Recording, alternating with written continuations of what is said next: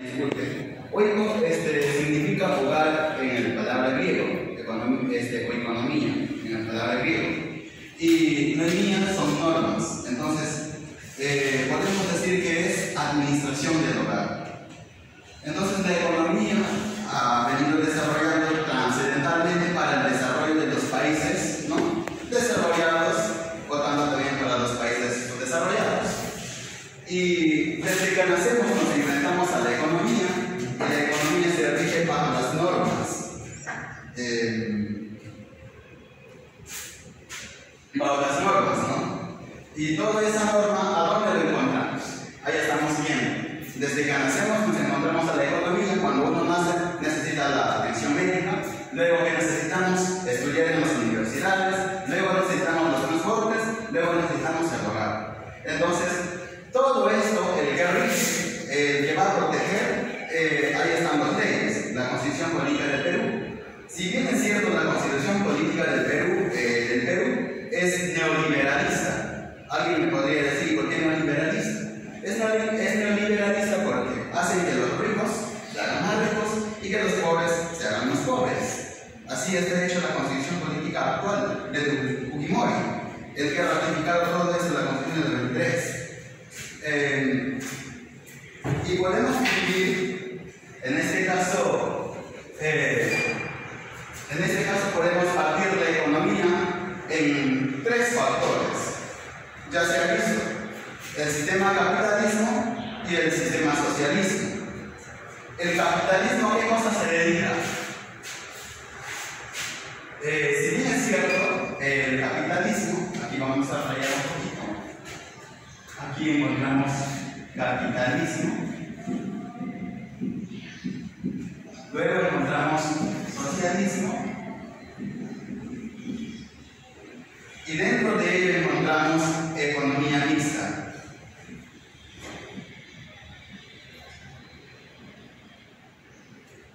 Disculpen. Ahora, en el capitalismo se da de acuerdo a la oferta y la demanda. Oferta y la demanda. Luego, ¿qué cosa viene? El acuerdo entre compradores y vendedores. Acuerdos. Son acuerdos entre compradores y vendedores. Y en el socialismo ya tenemos otra ideología económica que surge aquí. Aquí encontramos que el gobierno debe tomar, ¿qué cosa? Los ingresos, controlar a las empresas, todos los ingresos que obtienen, ¿no?, de sus utilidades. El socialismo su pensamiento socialista es eso, que el gobierno debe tener a cargo de controlar a todas las empresas. Eso es. Entonces, para que no surjan esas controversias entre ambos sistemas políticos, viene la economía mixta. ¿Para qué? Con la finalidad de controlar ambos sistemas económicos. Esto sale para controlar, para mantener, tener ahí en el estatus, ¿no? Y todo esto, maneja a distintos países.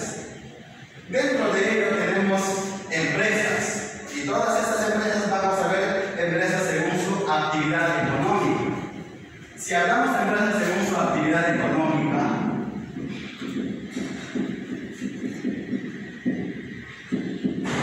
vamos a ver en cuatro factores. ¿Sí saben, no?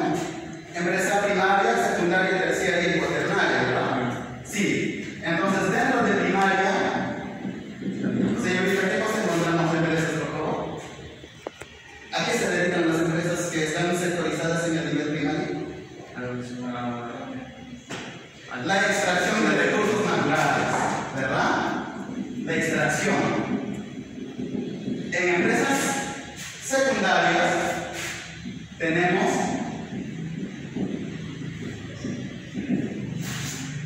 señorita, ¿qué empresas encontramos en el nivel secundario? De todas esas producciones, esas materias primas que son extraídas, pasan a transformación, ¿verdad?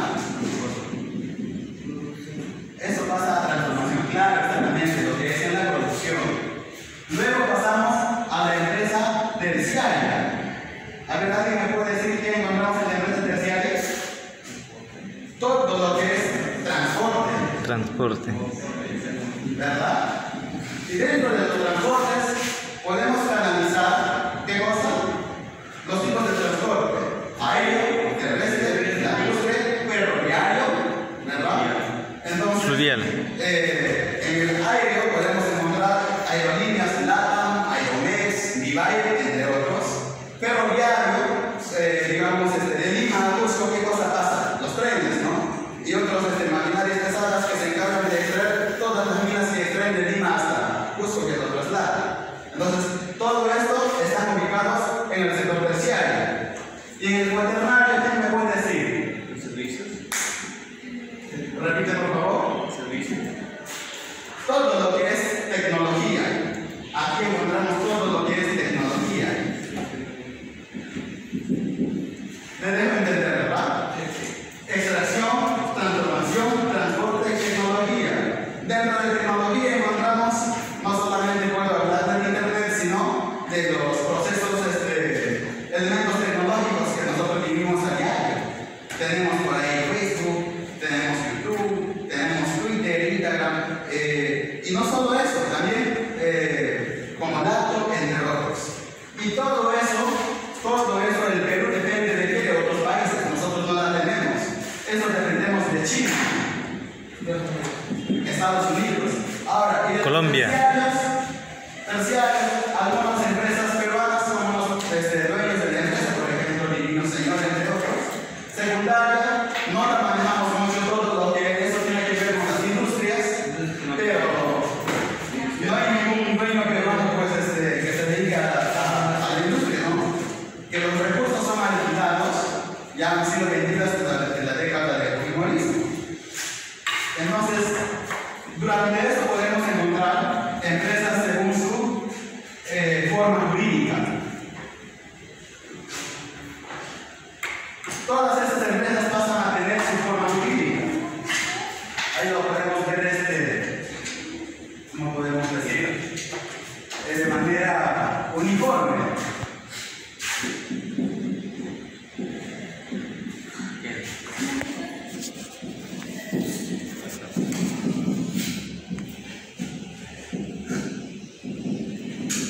Dentro de las empresas que forman parte jurídica, ¿quién nos respalda todo eso? ¿Alguien tiene alguna idea? Ley de sociedades. Todo esto tiene que ver con la ley de sociedades. Esa ley es 26887. Ley de sociedades, 26887. ¿Qué cosa tenemos que ver en eso? Empresas, sociedades anónimas, sociedad anónima abierta, sociedad anónima cerrada, tenemos sociedades de comercial de responsabilidad limitada, SRL. Todas esas sociedades tienen un cierto límite. Sociedad anónima mínimo llega a tener 2 socios, ¿verdad? Sociedad anónima abierta mínimo llega a tener 20 accionistas. Y la sociedad anónima cerrada, 176 accionistas. Luego tenemos SRL, Sociedad de Responsabilidad Limitada. ¿Cuánto llega a tener? No. Tiene un socio. Porque la sociedad de responsabilidad limitada mayormente es ciertamente para una sola persona. Quien, ¿ya? ¿Me dejan entender? Entonces, una consulta. ¿Qué diferencia hay entre socios y accionistas? Los socios son los que aportan los bienes minerarios a las empresas. Y los accionistas son los que invierten para esas empresas para poder generar utilidades. ¿Verdad? Luego de esto tenemos ¿qué cosa? Empresas empresas según su forma jurídica, empresas según su tamaño también tenemos. Disculpen, no puedo borrar, ¿verdad?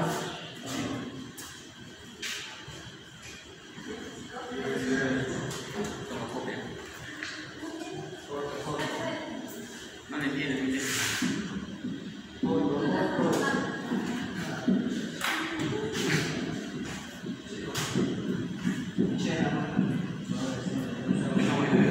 Todas esas empresas que estamos viendo, estamos sectorizando, ¿no?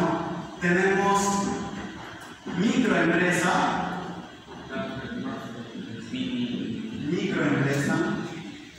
pequeña empresa, tenemos en 4 factores: las MIPES, mediana empresa, las MIPES,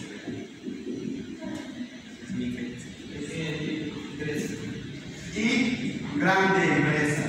Esta grande empresa también lo podemos conocer como macroempresa. Ya. Microempresa, ¿a qué lo llamamos? Aquellas empresas que suelen tener de 1 a 9 trabajadores. ¿Y cuántos suites sería? ¿Cuántos suites tendría una microempresa? ¿Cuántos suites? Sí. Ahorita el suite está entre 4.800. Eso no se cambia. La pequeña empresa tiene de 10 a 59 trabajadores.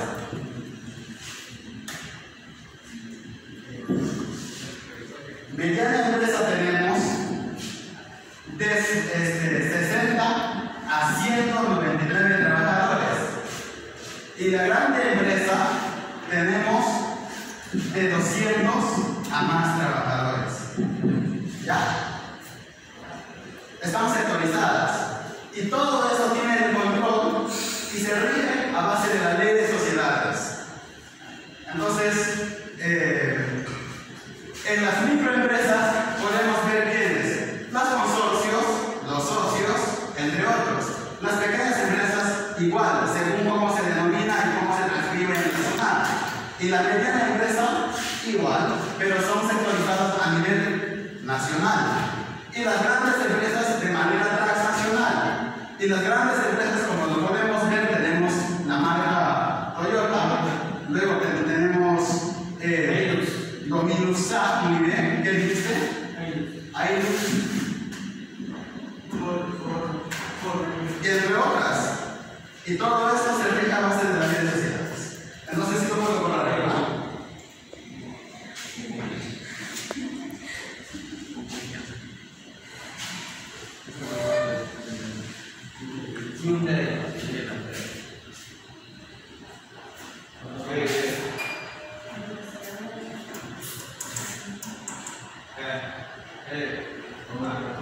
Dentro de ello también tenemos los bienes sustitutos y bienes complementarios.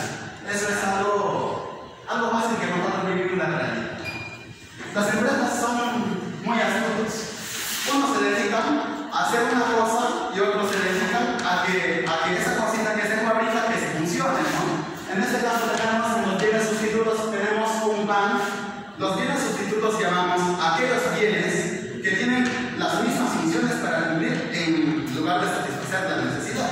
Si no encuentras pan, puedes obtener una galleta. Si no encuentras una galleta, puedes obtener otra cosita. Ahora, en los bienes complementarios, nos compramos una cosa y necesitamos otra para hacerlo funcionar. Aquí tenemos un claro ejemplo. Un motor necesita qué cosa? Gasolina. Ahora, una pizarra para que funcione, ¿qué cosa necesita? Los pulmones. ¿No?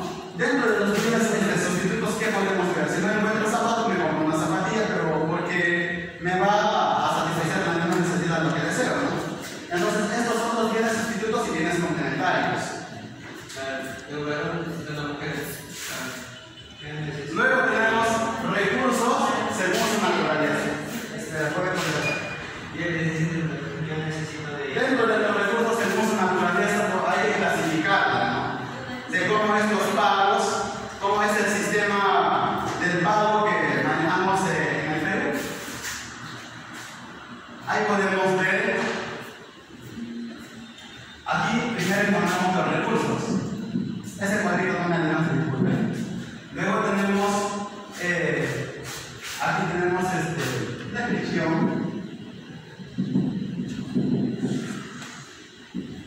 Luego tenemos retribución.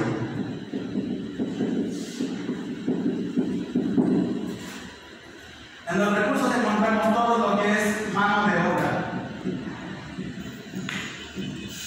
Y recordemos que la mano de obra peruana es muy carísimo, ¿no? Y la mano de obra extranjera es algo barato, algo cómodo. Entonces, en manos de obra, pues aquí están los operarios. Y todo ese mano de obra que goza es la fuerza laboral que las personas dan a diario de acuerdo a la población económicamente activa. La población económicamente activa, si bien es cierto, si no me equivoco, excede más de 7 millones de personas. Y la retribución tenemos sueldo y salario. Así se le conoce. Luego de eso, ¿qué cosa tenemos? Recursos naturales. Dentro de los recursos naturales podemos encontrar arbolitos. Todo eso puede ser, ¿qué cosa? También conocida como tierra. Disculpen. En la economía tenemos los fuentes de producción que es tierra, trabajo. Luego tenemos capital y tecnología. ¿Verdad? Entonces, como tierra, conocemos todo esto de las extracciones. Aquí encontramos. ¿Esto la retribución qué cosa es? Alquileres. Luego encontramos todo lo que son capitales. Cuando hablo de capitales, no hablamos de dinero, sino hablamos de qué cosa? De los vehículos, fuentes, edificios, entre otros. Todo eso, ¿a dónde va? Intereses. Muy bien. Dentro de los capitales encontramos vehículos, muy bien. Y dentro de ello están las empresas. Aquí sectorizamos. Iniciativa empresarial. Esa iniciativa empresarial, ¿qué decisiones toma? Toma decisiones riesgosas.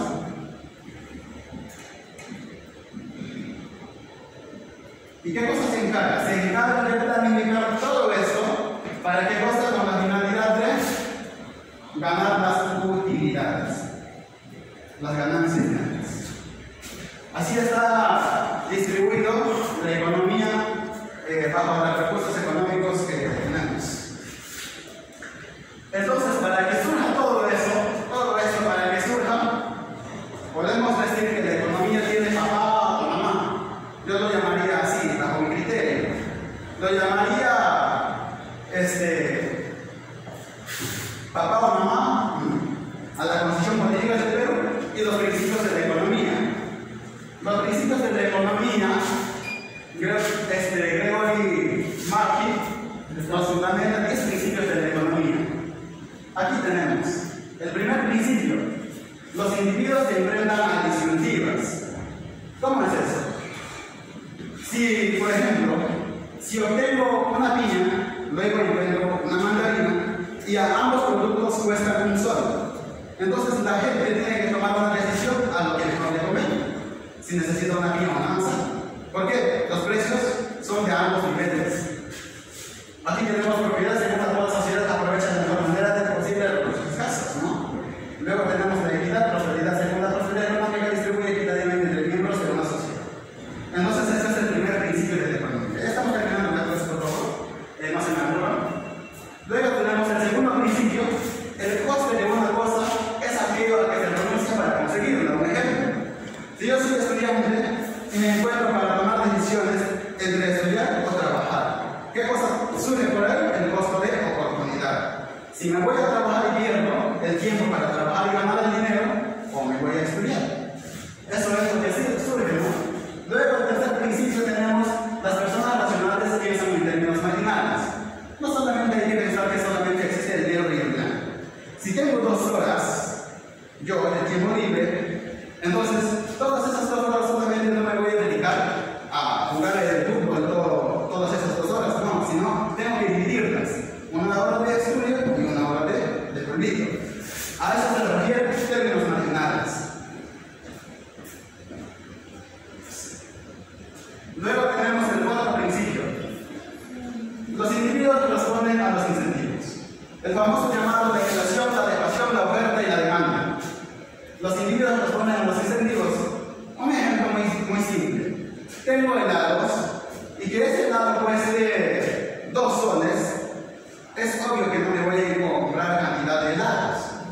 Pero si ese helado cueste 1 sol, entonces antes yo me compraba 1 por día, entonces ahora me voy a comprar 3 al día. Porque me conviene a mí y es muy barato. A eso se refiere, la gente responde a incentivos y desde ahí surgen los famosos promociones, ofertas, demandas, entre otros.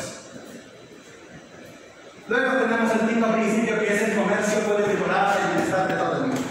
Claro que el comercio mejora el bienestar de todo el mundo a base de la logística, cuando ofrece trabajos, entre otras cosas. Luego tenemos los mercados normalmente constituyen un buen mecanismo para realizar la actividad económica. Como les decía, la empresa, la familia y el gobierno. Dentro de eso que se sectorizan los canales de distribución. En los canales de distribución encontramos la logística, los almacenes, entre otros. A eso se refiere la transformación de bienes y servicios con la finalidad de que esos productos lleguen a los clientes finales, a los consumidores finales. Luego tenemos el 7º principio, el Estado puede mejorar a veces el resultado del mercado. Claro, ahí estamos encontrando las normas, ¿no? A las que favorecen a los MIPES, a los pequeños empresarios, entre otras. Y acá podemos ver fallas del mercado, el monopolio y el del mercado.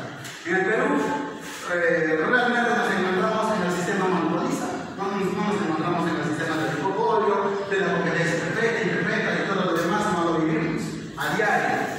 ¿Y quién lo rige? La Constitución Política del Perú nos ha dejado así.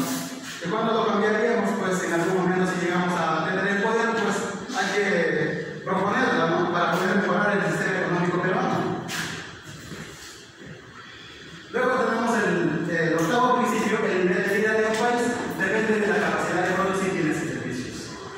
La productividad, la cantidad de bienes y servicios producidos con cada hora de trabajo. Luego tenemos el 9º principio. Los precios suben cuando el gobierno imprime demasiado dinero. ¿Cómo es eso? Ahí estamos entrando a la inflación, a la deflación. Si el gobierno imprime demasiado dinero, ¿qué cosa sube? Aumento de los sueldos. Si aumentan los sueldos, ¿qué cosa sube? Que luego antes me costaba 3 por 1 sol, ahorita me está costando 2 por 1 sol 50. Ahí estamos entrando a la inflación, a la deflación. A todo eso tienen que ver los principios de la economía. Luego tenemos ¿qué cosa? La sociedad se enfrenta a una disyuntiva a corto plazo entre la inflación y el desempleo. Eso es lo que estamos viendo. Entonces, bueno, eso ha sido la pequeña exposición del día de hoy con ustedes. Muchas gracias por escuchar. Y pues aquí doy por término